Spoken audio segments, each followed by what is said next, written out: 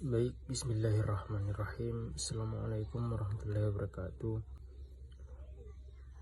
Perkenalkan, nama saya Andi Ismail. Saya di sini akan menyampaikan materi pertama mengenai tugas dari mata kuliah fikih mawaris. Jadi di sini saya akan menjelaskan sedikit tentang pengertian hijab dalam ilmu waris. Jadi berbicara masalah hijab dalam ilmu hukum waris Islam, di sini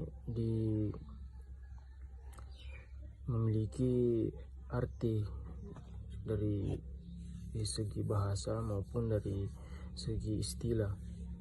Jadi hijab menurut bahasa di sini adalah tutup atau mencegah, sedangkan menurut istilah ulama ahli faraid ilmu waris, hijab berarti tidak bisanya seorang mendapatkan warisan yang sebenarnya yang bisa dia dapatkan, dikarenakan adanya ahli waris yang lebih dekat atau lebih mendalam, lebih dekat untuk mendapatkan ahli waris tersebut. Maksudnya di sini keluarga yang paling dekat, ahli waris yang lebih dekat dengan si mayit. Jadi dengan pengertian yang tadi saya jelaskan, dapat dipahami bahwasanya dalam bab hijab ini tercegahnya seorang dari mendapatkan warisan, bukan karena adanya sebab-sebab yang menghalanginya untuk mendapatkan warisan sebagaimana disebutkan pada bab penghalang warisan, namun dikarenakan adanya ahli waris yang lebih dekat posisinya dari si mayit tersebut. Jadi sesungguhnya ahli waris yang terhalang atau majhub ini memiliki hak untuk mendapatkan harta waris si mayit. Hanya saja karena ada ahli waris yang lebih dekat ke mayit daripada dirinya, maka ia terhalang haknya untuk mendapatkan warisan tersebut. Bila orang yang terhalang ini disebut dengan mahjub, maka ahli waris yang menghalangi disebut adalah hajib. Baik, mungkin itu saja yang sempat saya jelaskan. Lebih dan kurangnya mohon dimaafkan. Assalamualaikum warahmatullahi wabarakatuh. Bismillahirrahmanirrahim. Assalamualaikum warahmatullahi wabarakatuh. Baik, terima kasih atas kesempatan yang telah diberikan. Perkenalkan, nama saya Mustafia. Saya akan melanjutkan materi kedua, yaitu macam-macam hajj. Macam-macam hajj terbagi menjadi dua, yaitu hajj muksan dan hajj mihram.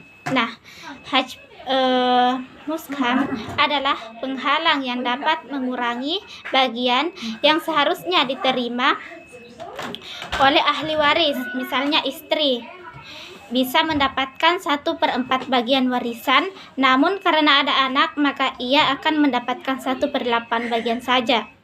Dan yang kedua yaitu hajj mihram, adalah penghalang yang menyebabkan ahli waris tidak mendapatkan warisan sama sekali, karena ada ahli waris yang lebih dekat pertalian kekerabatannya. Mungkin itu saja, terima kasih. Wassalamualaikum warahmatullahi wabarakatuh. Baik, perkenalkan, nama saya Rahman Arif.